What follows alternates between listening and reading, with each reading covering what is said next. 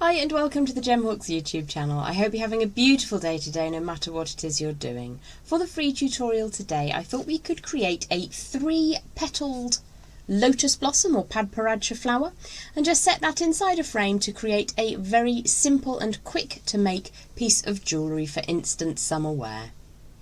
So I've created this example piece in 3 different colour wires. I've gone copper for the frame, gold for the padparadscha and silver for the weaving wire. It's a very simple design and it's something that I hope you will enjoy creating as it gives very quick results. So my main piece of wire that I'll be working with today is 18 gauge or 1mm wire.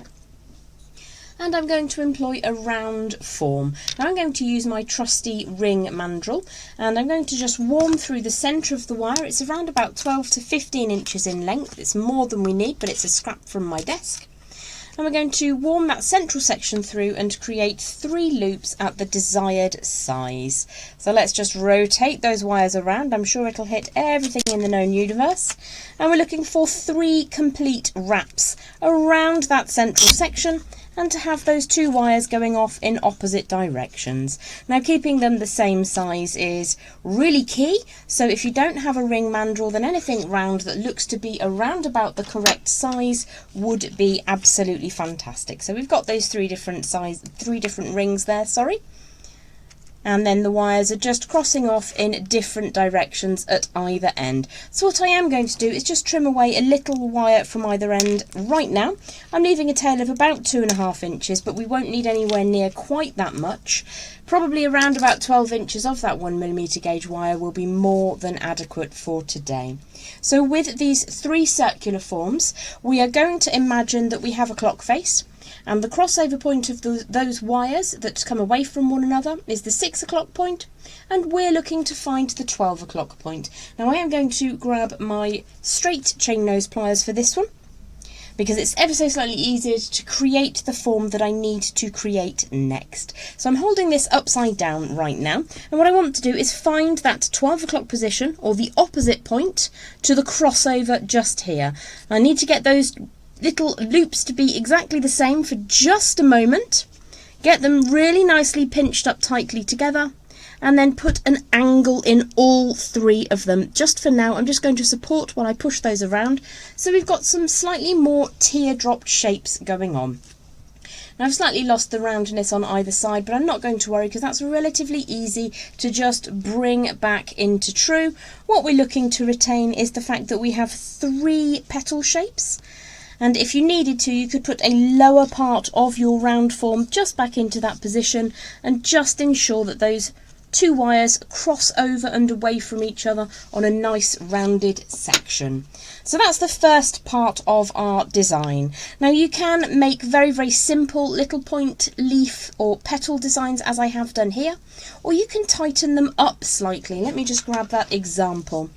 So in the example I've put a little bit of almost like the end of a lemon shape on each of those, and I think that's what we're going to do today. I think it adds a little bit more interest to the design, but you do have the option of leaving them quite softly angled at the end there. So in order to do this I'm going to make sure that those 3 peaks are lining up neatly. I'm going to pop my pliers into position, then I'm going to gently twist in one direction and then in the opposite direction, and in that way I've changed those petal shapes so that they're slightly more pointed at the end. And again, you might find you need just a second to just re-roundify any of those bits that have gone slightly awry. Let's just pull this one all the way over so we do have those 3 identical positions at this time. There's 3 identical petals and a little bit of spare on either end. I feel like I just have to make a little bit of an apology for my delivery today. I'm waiting for a dental appointment and I'm not feeling terribly well, so if I'm a little bit more flustered than usual, please forgive me, and I hope that you will find value in today's tutorial anyway. So just take your time to create those beautiful petal forms, whether you leave them slightly more rounded with just a gentle tip at the top, or whether you put that lovely, almost like the end of a lemon or another citrus fruit shape on the end. I think they look really cool like that. Let's head back down and take a look at where we're going to go next. So I'm just going to take a second to make sure that everything is as it should be. I want those three to be as similar as possible. You can pop them back onto a round form and just refine the end pieces if you need to. Ideally, they need to be as close as possible to identical. It also gives you an opportunity to just make sure that it's nice and rounded on the underside, where it does need to retain that smooth fluid shape. So what I'm going to do now is just trim these end sections away. Ideally, I'd like to measure them so that they're exactly the same, but as ever, I'm going to give that a little bit of an eyeball, and I'm going to estimate that this point to here is around about the same as the centre point to here. It's close enough for me today. So what we're going to do with these lower sections is put some open spirals on the end, and it needs to be in the opposite direction to where the petal section is. So let's just grab that with those round nose pliers and just start to rotate that around. Doesn't need to be a huge, great big spiral, just needs to give you an aperture into which you can wind wire so that we can attach this to the frame we're going to make in a few minutes. So let's just rotate that around. They're not exactly the same, but today I'm not going to let it worry me. I will just give that a quick squish down though. Maybe open that out slightly and just curve it a little bit further around. Not exactly the same, but you can take a lot more time and effort than I have today just to get those looking similar. Now the coolest part of this technique, I think, is when we open up the three petals to create that padparadja-like shape. So all we're going to do is just gently coerce those pieces to open up slightly so that they open out like the blossoms of a water lily or a padparadja flower, however you want to think of it. Now you can do this exact same design with 5 petals instead of 3 petals, and you can play around with the sizes of the lower 2 petals to your heart's content. For today, to keep things simple, we're going to go for 3 petals and 2 little curly tendrils. Now all I'm going to do here is just pull that spiral up slightly on one side, flip the design over, up slightly on the other side, and that looks pretty decent to me today. A little bit like an onion, in fact, so you could indeed play around with that just to make it sit exactly how you desire. I'm looking to have a central line from the middle petal down the middle so that it looks as symmetrical as possible where all of those wires cross over. Now the next thing that we're going to need to do is to pop this into a frame. So I have another piece that I made very, very quickly earlier on, and one of these I'm sure will fit into the frame I have ready. So I'm just going to talk about frames very, very quickly. You can go for a slightly more elaborate frame. So in this one, I've created a woven bail up at the top. Let's bring that to the centre so you can see it. A woven bail. And this is a circular form that goes round, 2 wires up at the 12 o'clock position, weaving for about 1.5 inches, and then bringing the tails of the wires back down and around, and I'll show you how to do that in a second. Or you can go for a very super simple loop. It's just a wrapped loop. It looks a bit like a spyglass, but something like that to pop your padparadja blossom into is perfectly adequate. It depends on the detail and also the time that you have available. I wanted this to be a quick and easy and achievable tutorial today, not just because I'm feeling rough, but because sometimes it's nice to have something that makes up very quickly. So I'm just going to grab some extra wire from the other side of the desk, and this is around about 12 to 15 inches. The heavier the wire you can use for your frame, the better it will be for you. And we're going to try and find a round form that will be about the right size. So I've got a slightly dusty candle holder just here. So I'm just going to smooth through the centre of that 1mm or 18 gauge wire, around about 12 inches, and I'm just going to rotate the central section around a round form, which is preferably slightly smaller, and the reason I say slightly smaller is that the wire springs open when you release the tension, so it's very easy to make a design in an exact sized form, but then it springs open and you have to play around with it anyway. So if you wanted to make the woven section, I'm going to show you very quickly how to make a woven pendant now. At the 12 o'clock position, we're going to take those 2 wires upright, and you would need to have a reference of size for the piece you were looking to use. So this is obviously quite large for the piece I'm looking for right now. So what we'll do is we'll just size that down slightly. You could go away and find a smaller round object if you prefer, or you can just draw that in until it looks around about correct. So if I grip a hold of the point that I made an estimation, draw that wire up at the 12 o'clock position, just give that a little bit of a straighten, and then bring those together and see if it's the right size or no. That's actually going to work quite well. So in order to create that woven bail up at the top, I promise you it's a super simple, super easy process. All we're going to do is straighten up those two 12 o'clock wires, or the bail wires.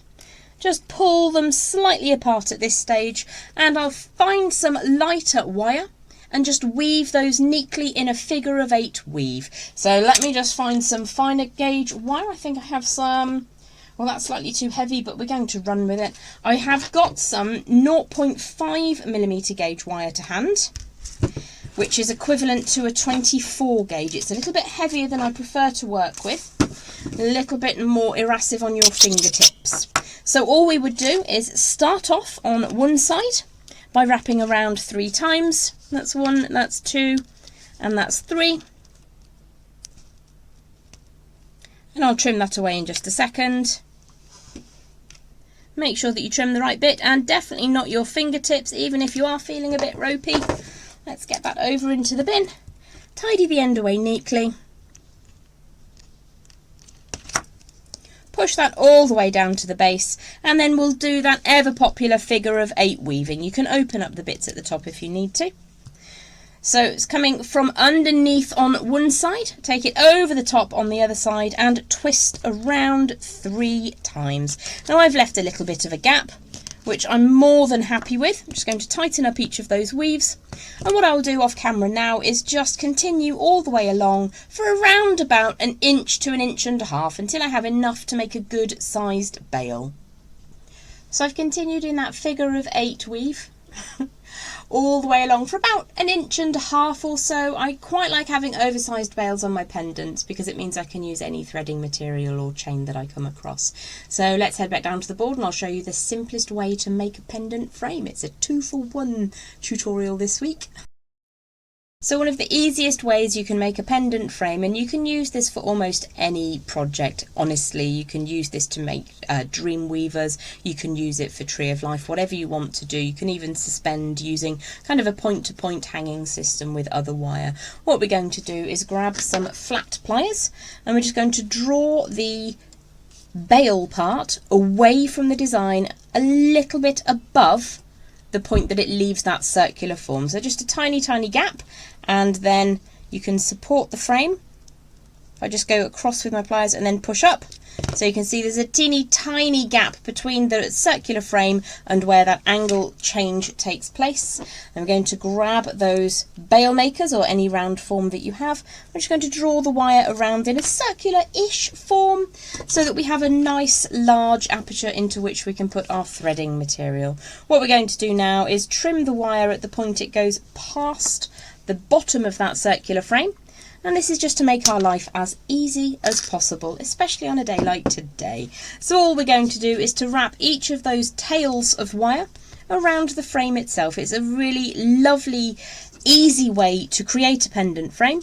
And you can just, to begin with, warm them through and then draw them up one at a time. Now you can ensure that your woven section meets the woven section if you wish to. I'm not actually going to worry about it today, but it's relatively easy to just bring that down a little bit if you didn't weave quite enough. So what we're going to do is now wind the wire around the frame. One of the easiest things to go wrong here is that the circular form that we're going to put the material, the threading material in, changes shape. So you can pop that round form, a pencil or whatever, back in as you're doing this, and that will just reserve issues. Sorry, one of my dogs has just knocked the bin over, so sorry about that, slightly distracted just for a second there. What we're looking to do though is retain the circular form here and a reasonably good bail form here. So you don't have to wind around and around very much. The heavier the wire you use, the better.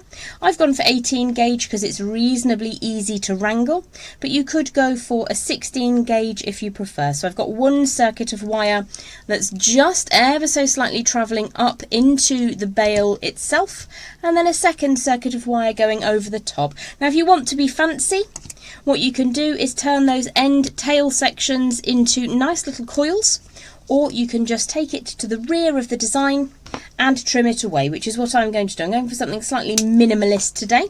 Normally I quite like flouncy and flowery, but today we're going to keep things simple. Just make sure you're only trimming away the tails and not accidentally cutting your lovely round frame at this stage. And what we're looking to achieve here is to keep those end pieces of wire flush and straight and as tidy as possible. So I'm just evening them up. And you can, if you have a round form, just re-roundinate your bail. Let me just grab those bail makers, just pop that in there and give it a bit of a squish and a squeeze. Honestly, sometimes just a pencil is just as good. And obviously, if you've got a nice round form, you can check that your circular frame is still good and true. You might notice there are a few hammer marks on it because I'm working with that slightly lighter wire, that 18 gauge rather than the 16 gauge. I've given that a gentle hammer just to add some strength. Now, in order to secure whatever design you're making into the circular frame, you're going to need some lighter wire. Now, my preference is always going to be for a 0.4 or 26 gauge. However, that has escaped from my desk today, so today we are going to be using 24 gauge or 0.5mm. You don't need huge quantities. I wonder which one of these lotus blossoms sits better in the frame I've made. I think this one actually looks a little bit nicer. Now, you don't need to have multiple points of connection. You do need to have at least 4, I would say, and you can allow that 5th point to just sit freely. Of course, it's entirely up to you. You can elevate that and connect up at the top, but I'm just going to show you how to connect one of them, and then it's just a case of repeating all the way around. Now, I like to have the same points, the same number of wraps all the way around the frame where possible. However, if that doesn't work out because you've gone for a slightly pointed design on the end of the petals, that's absolutely fine too. So what I might do is go for 3 around the frame, 3 around the coil, 3 around the frame, as I have done here. Or you could go for 3 around the frame, 1 around the frame and the point of the petal, and then 3 around the frame again, which is I think what I'm going to do just here. So to begin with, I'm going to just allow the wire to sit through. I've given it around about 1.5 inches of slack at the end just to work with, and I'm going to post that around the frame using my pliers to get 3 good rotations around just the frame. I think 3 is a good number because it allows you to be strong without taking too much time and too much wire. Now, I've wasted a little bit on the end there, but I'm not going to worry about that today. This is some wire I've had in my stock for a very long time, which is why it's on the desk, because I just want to use it up. I'm not very good at throwing things away. I tend to use them. So I've got my 3 points, my 3 rotations of connection around just the frame. I'm going to sit the Padparaja blossom approximately where I think it will end up. And what I want is to have that tip of the petal sitting inside the round frame we've created. Draw that wire around both the frame and the petal. And then we're going to complete the journey with 3 wraps around just the frame. So that's 1, that's 2. And on the 3rd one, we're going to trim away with the flush side of our cutters just past where it crosses over at the back, so that I can rotate those pliers around and bring the very end of the wire inside the frame so that it sits neatly. And all you will do is repeat at the other points of connection. So again, I would go for 3, 3 and 3 on the lower coils, and then 3, 1 and 3 on the tip of the petal. So I've just finished off this demonstration piece by adding 3, 1 and 3 on the other side of the petal, and then 3, 3 and 3 wraps down on either side where those coils connect to the frame. So I hope that you've enjoyed today's 2-for-1 tutorial, and I look forward to being back with you very, very soon. Now, we are fast approaching 10,000 subscribers, and I can't tell you how happy that makes me. We've been running this channel now for getting on for 4 years next month, and I'm really, really excited. So there might be a bit of a giveaway coming up. Who knows? Hopefully I'll be able to tell you that next time we're together on the Gemhawks YouTube channel. Have a lovely day. Bye for now.